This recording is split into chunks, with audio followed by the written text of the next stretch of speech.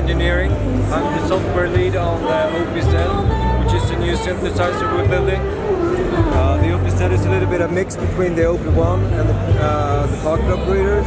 So it has a lot of the sounds and filters and effects from the OP1, but it's packaged around sequencing, similar to the pocket operators. So it has dedicated tracks for all the different instruments. So kick drum, snare, hi-hat, sampler, bass, lead, arpeggio, chord. And all of these tracks you can sequence individually. You can set the length and speed of the individual tracks. We have some pretty neat sequencing features where you can add components to steps and have them behave in a certain way, like you re-trigger that step a number of times. You add ramps, random notes, like parameter sweeps, a lot of different stuff.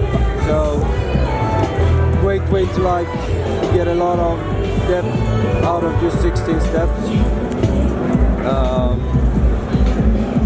There's a tape looper kind of functionality where you can select record from the tracks you choose. Right now I'm recording the kick tracks, and then I can go in and repeat certain sections of that recording, add effects to it.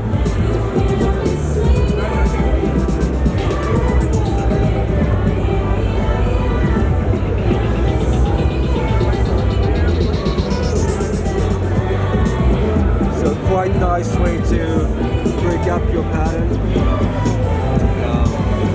The OPZ is connected to an iPad via USB. We do support Bluetooth low energy connection as well.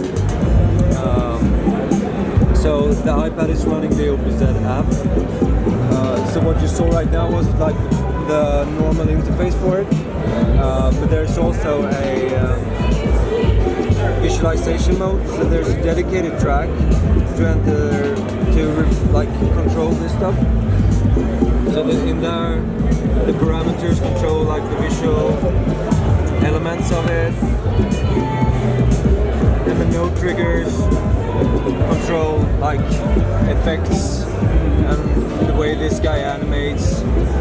So I can record this onto my track, and it runs alongside the music, so it's in sync.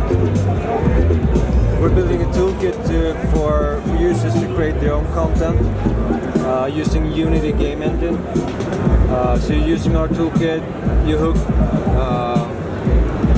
up the inputs from the synthesizer onto the visual elements, and then export it and run it in here. Another even easier way to get custom graphics in here is to grab photos from the camera roll in the little thing we have called Photomatic. So just select any number of images and start sequencing them. Maybe add effects to it.